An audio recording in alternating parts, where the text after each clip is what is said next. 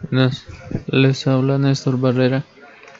En el siguiente video vamos a explicar el diseño geométrico de intersecciones según AASHTO 2011. El mismo está destinado a que el estudiante se familiarice con los objetos y normas de una intersección que va a diseñar en InfraWorks. Comenzamos partiendo de que toda la documentación es extraída del capítulo 9 del Green Book de la AASHTO, de la versión 2011. Vamos a comenzar definiendo el concepto por el cual AASHTO define una intersección. Se define como el área general donde dos o más vías se unen o cruzan, incluyendo la carretera y sus instalaciones para movimientos de tráfico. Cada carretera que irradia desde una intersección y forma parte de ella es un miembro de intersección o una leg o una pata en inglés. La intersección más común es la que se tiene dos autopistas o carreteras, tiene 4 miembros y se recomienda que dicha intersección nunca tenga más de 4 miembros, ya que complica el diseño de pendientes. Existen 3 tipos generales de intersecciones o cruces de carreteras. Primero son las intersecciones a nivel, las separaciones de pendientes sin rampas y los intercambios. Solo vamos a tratar en este capítulo con el diseño de intersecciones de la misma pendiente.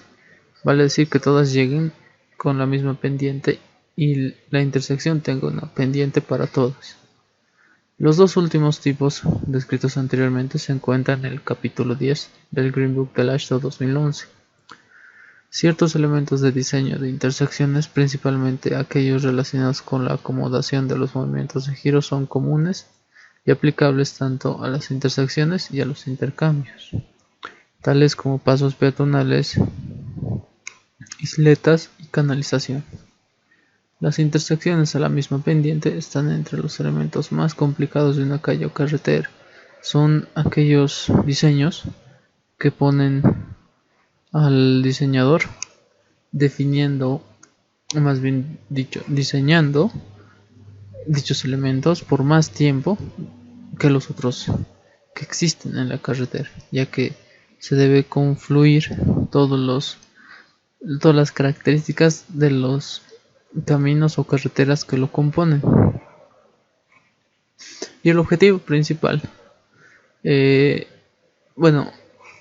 problema que se tiene con las intersecciones es que es un punto en el cual se concentran todos los elementos de tráfico, tales como conductores y vehículos, y ese centro donde se, valga la redundancia, concentran las mercaderías, pasajeros y peatones, donde se confluye todo eso, genera un gran volumen y tenemos que saber cómo distribuir ese volumen. Ahora, el control de tráfico.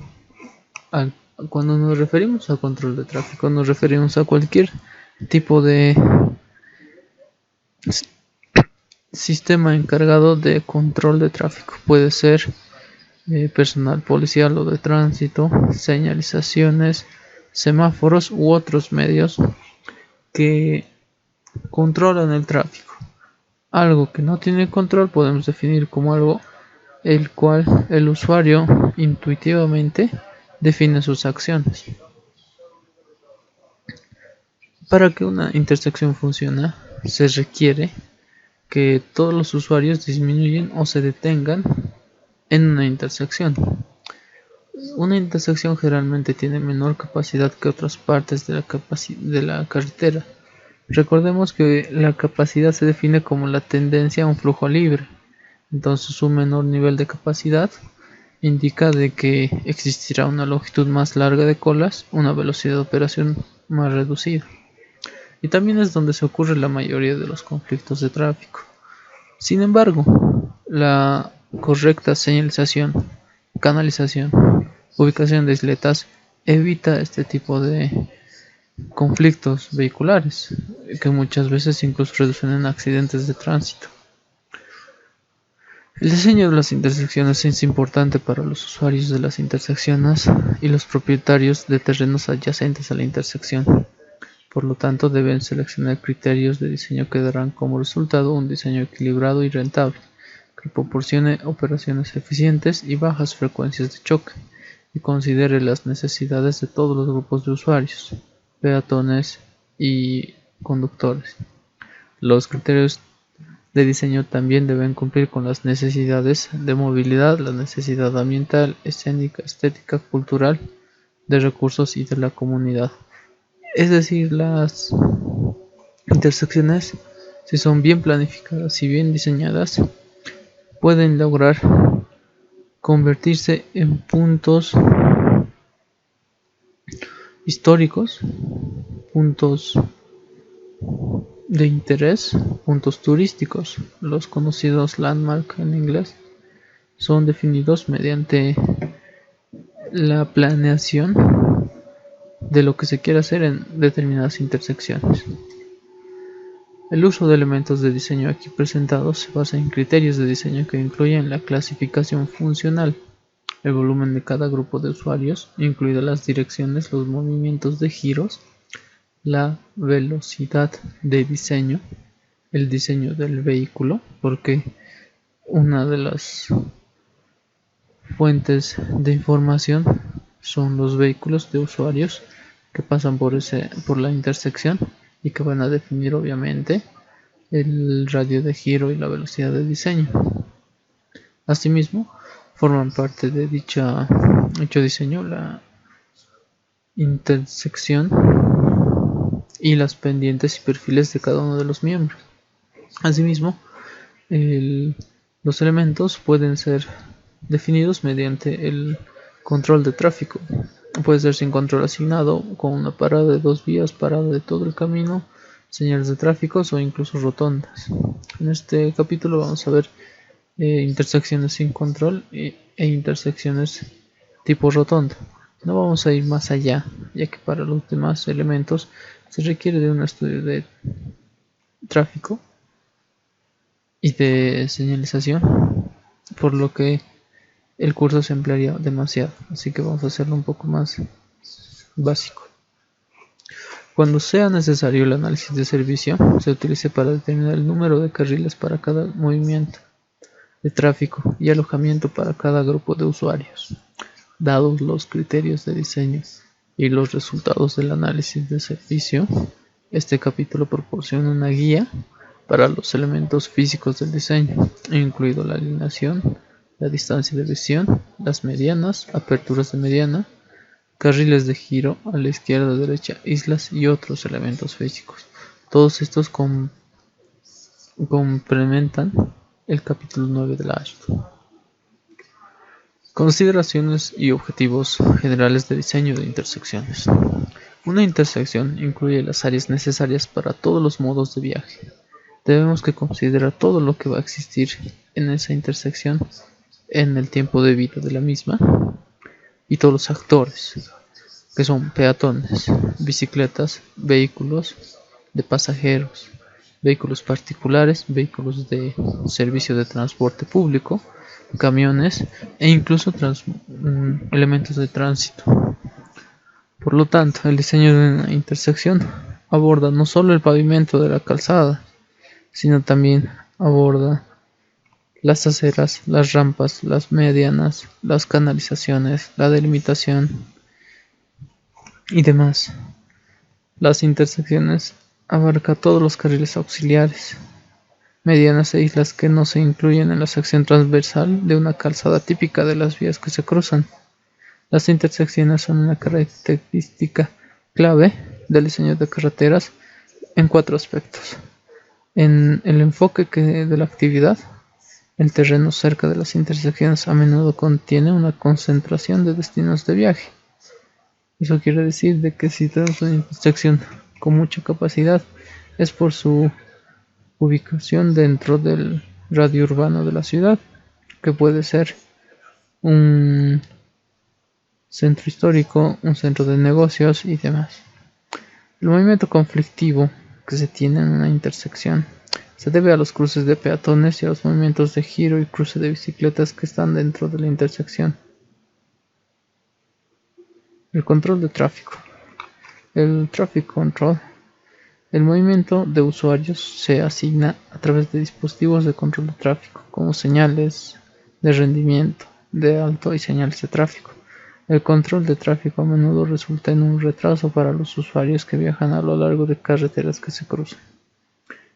Sin embargo, en intersecciones urbanas, un control de tráfico mediante semáforos incluso puede mejorar u optimizar el tiempo de espera o de cola. Capacidad. En muchos casos, el control de tráfico en las intersecciones, como se decía anteriormente, limita la capacidad de las carreteras que se intersectan, definida como el número de usuarios que se pueden acomodar dentro de un periodo de tiempo determinado. Eso remite al concepto de capacidad descrito anteriormente en anteriores videos, donde hablamos de que las intersecciones tienen una capacidad disminuida debido al control de tráfico y a los conflictos de movimiento. Ahora, acá podemos ver una figura la figura 9.1 del capítulo 9 del Ashton Green Book, donde se observa cómo podemos tener en esta parte un área física de intersección. Para todos los demás usuarios y demás personas de nuestro entorno, la intersección se va a definir como esta área física. Para ellos el área física simplemente es esto, pero para nosotros, mediante las funciones que se tienen, las intersecciones contemplan muchísimos elementos más. Contemplan desde los retranqueos o aberturas que se tienen acá, los otros carriles auxiliares, las zonas de aproximación y las zonas de visibilidad. Acá tenemos otra imagen de lo que compone una intersección definida mediante el diseño geométrico. Comprende estos arcos de giro de los vehículos, los carriles para los ciclistas, las isletas de protección o de resguardo peatonal, la protección, las isletas para separación, los radios de aproximación, el área o derecho de vía que se encuentra en esta parte para que exista una buena visibilidad por parte del usuario. Lo mismo desde acá, la señalización de tráfico, el paso de peatones y toda la señalización que se encuentra para ciclistas y demás. Todos estos elementos componen una intersección realizada de manera correcta. ¿Cuáles son los elementos funcionales de una intersección? Vale decir, ya hemos definido una intersección y ahora vamos a definir desde qué distancia los miembros o patas de una intersección inician. ¿Desde dónde? Desde aquí o de acá. Acá podemos ver de que la intersección inicia desde este punto, desde la distancia de decisión, de percepción y de reacción. Esta distancia permite que el usuario tome la decisión de ingreso o no a la intersección, de detenimiento para que el mismo siga hasta aquí y se pare, o la otra reacción a su decisión, que puede ser adelantarse y acomodarse delante del vehículo en lo que se conoce como la distancia de maniobra para dicho efecto. Entonces tenemos una distancia de decisión desde donde se tiene la reacción por parte del conductor y a cuya velocidad se tiene que tener definida esta distancia. Otra distancia concebida como la distancia de maniobra, en la cual el usuario se va a acomodar a la cola, donde ya simplemente espera o se adelanta. Tenemos donde ya se termina la desaceleración, donde el usuario completamente para la marcha y termina su movimiento que venía viniendo desde acá. para ingresar a lo que es la distancia de almacenamiento en cola. Todos estos conceptos válidos en ingeniería de tráfico y desarrollados como tal forman lo que es la longitud de impacto de una intersección o la longitud funcional, es decir, toda esta distancia comprende a la intersección, no solamente la parte de acá, sino que compone todas las distancias para todos los miembros.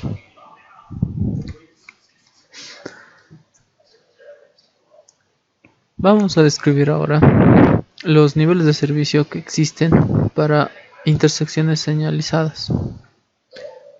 Un nivel de servicio A da las condiciones según la capacidad de la estructura, de la infraestructura, como aquella en la cual existe muy poco retraso y la mayoría de los vehículos no se detienen, es decir, es una progresión favorable. Un nivel de servicio B es una corta demora y la mayoría de los vehículos no se detienen, como resultado de un pequeño ciclo de longitudes y una buena progresión de tráfico. Un nivel de servicio C tiene una demora moderada, algunos vehículos tienen que detenerse y ocasionalmente hay fallas en el ciclo como resultado de ciclos de longitud y progresión equitativa. Un nivel de servicio D se refiere ya a demoras muy largas, donde muchos vehículos se tienen que detener y un notable número de individuos tiene ciclos de falla como resultado de una combinación larga de ciclos de progresiones, gran volumen debido a la relación de capacidad y una infavorable progresión en el avance. Un nivel de servicio E se refiere a demoras largas con muchas fallas en el circuito, resultados de un largo ciclo de longitudes acumuladas o altos volúmenes de capacidad, lo que resulta en una progresión o avance muy lento. Y finalmente, un nivel de servicio F es un nivel en el cual las demoras son inaceptables para los conductores, ya que el tiempo de llegada es mayor al de la capacidad de la intersección por largos periodos de tiempo, es decir, donde el avance es muy lento. Acá podemos ver algunas imágenes respecto de las intersecciones, y existen varios tipos de intersecciones también. Tenemos intersecciones canalizadas, aquellas que mediante elementos ya sean físicos o delimitados por pintura están canalizados, es decir, el vehículo ingresa por acá y define su giro y este otro está separado por esta canalización. Ojo, esta canalización no siempre está por una mediana o un elemento de separación, una isleta, no. Al decir canalización se refieren incluso a zonas que están simplemente pintadas para que no sean sobrepasadas por el vehículo, es decir, para que se pueda señalizar por dónde tiene que dirigirse el vehículo. No siempre son isletas. Asimismo tenemos otro tipo de intersección, las cuales se encuentran aumentadas para que exista mayor concentración de vehículos y delimitadas obviamente con unas pequeñas señalizaciones donde se da el aumento de la sección transversal. Finalmente tenemos secciones sin canalizar, aquellas donde el usuario llega a la intersección y define mediante su objetivo el camino a tomar, que no siempre pueden ser en un ángulo de 90 grados, pueden ser en varios ángulos como se indica en esta figura. Tenemos además los tipos para intersecciones de 3 miembros, los cuales pueden ser un acceso, de carril simple, donde solo viene un carril en cada sentido del flujo de tráfico, un carril de giro hacia la derecha con un carril de bypass o de intercambio. Eso quiere decir que tengo un carril en el cual puedo intercambiarme al otro para una más rápida salida de la intersección hacia mi destino. Lo propio acá. Y lo demás se observa en estos puntos. Lo mismo acá. Carriles separados. Luego tenemos intersecciones de 3 miembros con carriles designados para cada movimiento. Vale decir de que si yo ingreso por este punto, tiene que ser específicamente para el movimiento de la izquierda. Para mi salida tengo 2 carriles separados para el izquierdo o para el derecho. Lo mismo sucede en el miembro de la izquierda y en el de la derecha.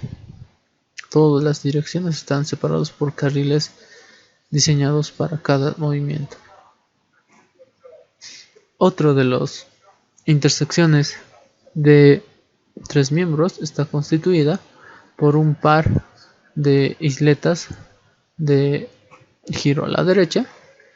Entonces estas permiten de que cuando venga el usuario gire a la derecha para su movimiento. Lo mismo en este sentido. Igual ingreso a la derecha. Seguimos y tenemos intersecciones de 3 miembros con una isla divisoria y una línea de intercambio.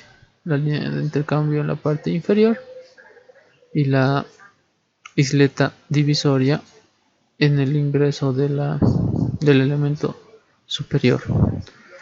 Otro es aquellos que tienen isletas de división y carretera de giro. Si nos dividimos por este punto y salimos, en otro utilizamos toda esta área para girar. Lo mismo en este sentido y lo mismo en este sentido. Es una mezcla de los que son para cada movimiento, pero además tienen isletas. Lo propio acá, esta es la misma, pero con isleta. Y lo mismo acá, single line approaches con isletas.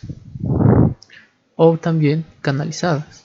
No simplemente son, al decir isletas no me refiero a elementos que son físicos, sino también pueden ser delimitados con señalización.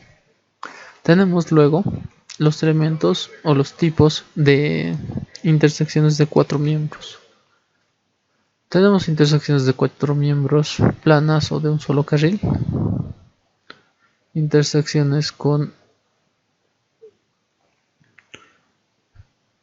retranqueo o aumento de la sección con giro hacia la derecha, siempre hacia la derecha en lo posible. Luego tenemos aquellos que están ampliados pero con giro hacia la izquierda en este caso. ¿En qué se difieren de los anteriores? Es simple. A partir de una señalización de incremento de sección se gira hacia los elementos que ingresen por este punto y giran hacia la izquierda, a diferencia de los elementos que giran hacia la derecha. Estos tienen giro hacia la derecha, lo mismo, y todo esto depende de la señalización o el diseño con el que busquemos minorar las colas, también con el derecho propietario que se tenga. Dichas configuraciones, las cuales tienen ahora isletas, pues coinciden con una canalización hacia la derecha, en este sentido, una canalización con medianas, una canalización con giro a la derecha y también con carriles de giro hacia la izquierda. Son todas equivalentes una a otra, con la utilización de canalización. Finalmente tenemos incluso intersecciones de 4 miembros con esviaje, con un ángulo de desviaje que se define como este ángulo, que es distinto a 90 grados. A la derecha tenemos dos tipos de intersecciones, ambas ubicadas en el departamento de Santa Cruz, en la ciudad de Santa Cruz de la Sierra. Como podemos observar, tenemos en la parte de abajo intersecciones, en la fotografía de abajo, intersecciones de 4 miembros de 90 grados. Sin embargo, acá tenemos una pequeña rotonda, una mini rotonda, que sirve para el giro de los vehículos. Este tipo de intersecciones es muy distinta de la que estamos analizando en este momento, que se parece mucho más a este tipo. Podemos ver la ubicación de los elementos de tránsito, isletas de división, señalización, carriles de desvío, como veíamos en los anteriores, carriles de desvío. A diferencia de la que está abajo no tenemos carriles de desvío, entonces el volumen ocasiona muchas más colas, como se puede ver acá, a diferencia de los de acá. El tiempo lo define, en este caso, el usuario que está ingresando o decidiendo qué es lo que va a hacer. En esta se puede ver que es una intersección con control por la existencia de semáforos, y en esta se ve que es una intersección sin control, mediante simplemente las decisiones que toma el usuario. La mejor intersección siempre será aquella cuya longitud de cola sea menor en todo caso. A todos los usuarios pues que son de dicha ciudad o departamento, pues les sugeriría que indiquen, o bueno, a modo de práctica, nos digan la ubicación y el nombre de dichas intersecciones, y para que nos expliquen un poquito si es que son o no, cómo se ve en la figura en la mayor parte del tiempo. Y una vez terminado toda esta introducción a lo que son las intersecciones, antes de definir las características de una intersección con los elementos de diseño, nos toca describir a las rotondas. Y las rotondas son intersecciones circulares que han formado parte del sistema de transporte en los Estados Unidos desde al menos 1905, cuando el Colombo Circle, diseñado por William Phelps Eno en la ciudad de Nueva York, inauguró dicho sistema. Posteriormente, para el desarrollo urbano, muchos círculos grandes o rotatorios fueron construidos en los Estados Unidos. El diseño predominante permitió la fusión y el tejido de vehículos a alta velocidad. El problema de las rotondas es que se dio prioridad a la entrada de vehículos, facilitando las entradas de alta velocidad. Pero el hecho de que la rotonda sea diseñada para que exista una facilidad de entrada ha ocasionado choques, y la congestión en los vehículos se ha hecho mucho más, porque permitir el ingreso, es decir, que el ingreso a la rotonda sea el sentido de la misma, ocasiona de que todos los usuarios ingresen a la rotonda y logre una congestión. Vale decir, imagínense si en esta intersección de acá estos vehículos no se detuvieran, sino que más bien el objetivo de la rotonda fuese de que todos estos vehículos, ni bien lleguen a este punto, ingresen a la rotonda, pues obviamente colapsaría. Intuitivamente podemos saber de que los elementos de rotondas servían muchísimo cuando no existían muchos vehículos en Nueva York. Por ejemplo, estaban con esta cantidad de vehículos, entonces no había problema.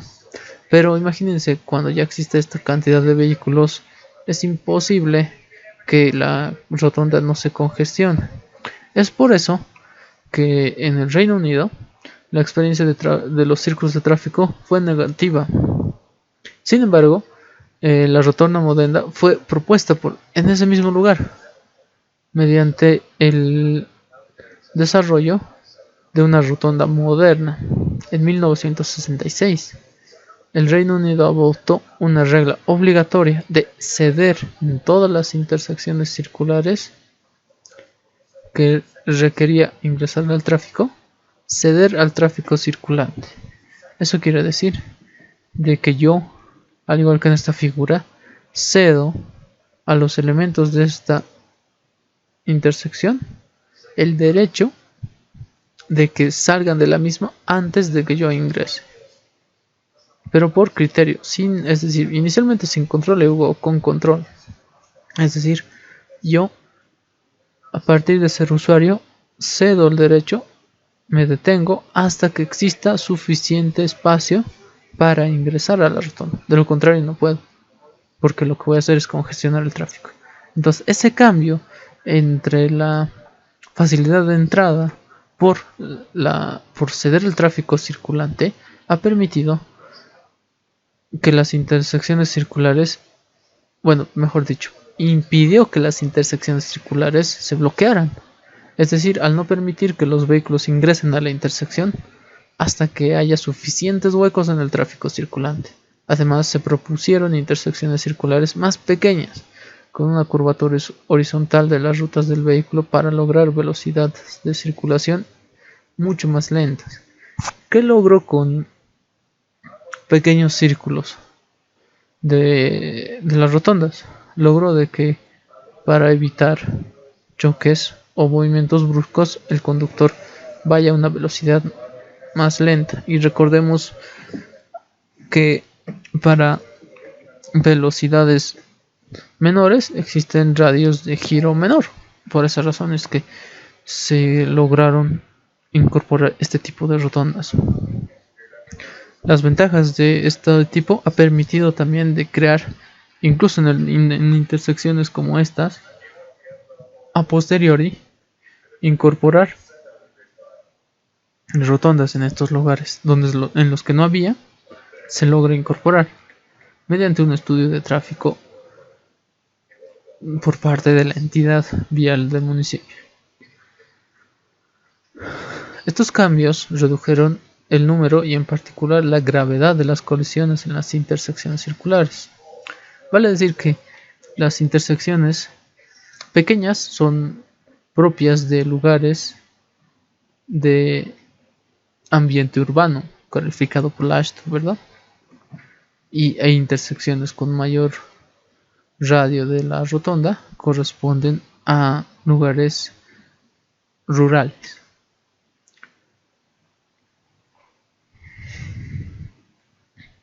Por lo tanto, la rotonda moderna, resultante de todos estos cambios en el tráfico, es significativamente diferente del tráfico más antiguo, del círculo de tráfico más antiguo, tanto en su funcionamiento como en su diseño. La rotonda moderna presenta una mejora sustancial en términos de eficiencia operativa y reducción en la frecuencia de choque, en comparación con rotatorios y círculos de tráfico más antiguos. Es por eso que al momento de recibir educación vial se les enseña a los conductores de que en rotondas se cede el tráfico. Internacionalmente, la experiencia con los círculos de tráfico tuvo muchísimas pruebas a sí mismo. También dio lugar a que se configuren los vehículos. Por ejemplo, hay una rotonda en Londres, no recuerdo el nombre, pero las dimensiones de la misma son las que definieron el vehículo estándar de taxi. Es decir, a partir de la rotonda definimos la distancia entre ejes y el radio de giro del vehículo a partir de dicha rotonda. El concepto de rotonda es entonces una intersección con una isla central, como ya decíamos, una isleta central que no siempre es física, sino también puede ser señalizada, alrededor de la cual el tráfico debe viajar en sentido contrario a las agujas del reloj. Esto es muy importante, tenemos que saber que el sentido de todas las rotondas es así, tanto como usuarios como diseñadores, y en la cual el tráfico que ingresa debe ceder al tráfico circulante. No todas las intersecciones circulares se pueden clasificar como rotondas. De hecho, hay 4 tipos de intersecciones circulares: los rotativos, los círculos de tráfico, las rotondas, perdón, los círculos de tráfico vecinal, los círculos de tráfico señalizados y los rotativos. Esos serían las 3. Y luego en la cuarta clasificación se encuentran recién las rotondas, que son intersecciones circulares que incluyen, a diferencia de las anteriores, características específicas de diseño y de control. Esas características son el control de rendimiento, los enfoques canalizados, es decir, la canalización que se le puede dar, como habíamos visto en las anteriores imágenes. Dichas canalizaciones también tienen una curvatura apropiada en la geometría de la intersección, de modo que las velocidades de viaje en la carretera circulatoria sean generalmente de 50 km/h, para evitar colisiones y para lograr giros más estables. Las islas divisorias que se encuentran en las rotondas también tienen múltiples roles: separar el tráfico de entrada y de salida, desviar el tráfico de entrada lenta y proporcionar un refugio para peatones. La clasificación de las rotondas, según AASHTO, se define como aquellas que son mini rotondas, rotondas de un carril y rotondas de múltiples carriles. Lo vamos a ver esto en el siguiente video. Hasta acá el video de introducción a intersecciones y rotondas.